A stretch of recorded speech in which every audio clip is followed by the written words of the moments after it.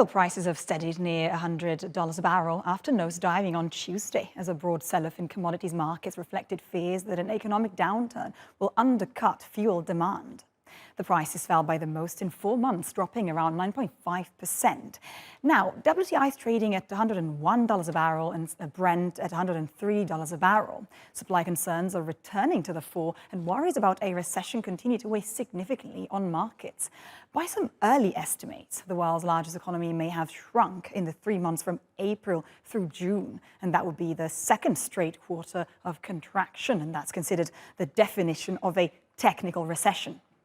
For more on this now, let's go to Han Tan, who is Chief Market Analyst at Exinity Group in Abu Dhabi. Han, many thanks for being with us this morning. Han, I really want to start with this. Yeah, we have seen prices recovering slightly today, but some analysts are saying that these prices could actually fall further and reach $65 a barrel. That's very low. I mean, how could supply and demand be matched? Is that a real possibility?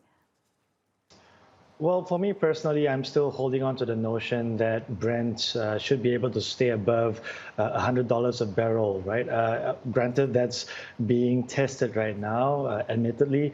But just looking at the technical pictures, the charts still show $100 providing strong technical support.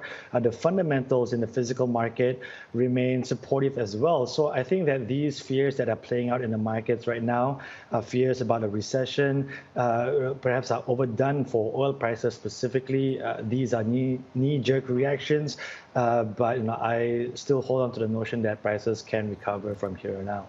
Right, so these fears might be overdone yet again, that markets are feeling these recession fears. Obviously, inflation is weighing as well. I'd like to ask you something on portfolio management, really. I mean, how do retail investors as well as non-retail investors hedge against these fears? I mean, would it be worthwhile to rotate from the oil and gas sector perhaps towards high growth, towards tech stocks at a time like this?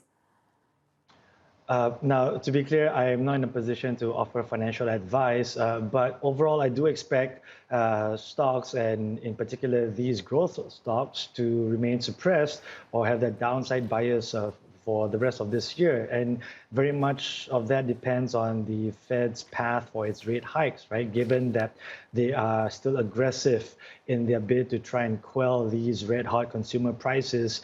And then for that, it's also contingent on whether a US recession materializes in 2023. So once we have firmer odds on that, then we can talk about a recovery in earnest. But overall, it still looks like there is more downside for riskier assets between now and year end.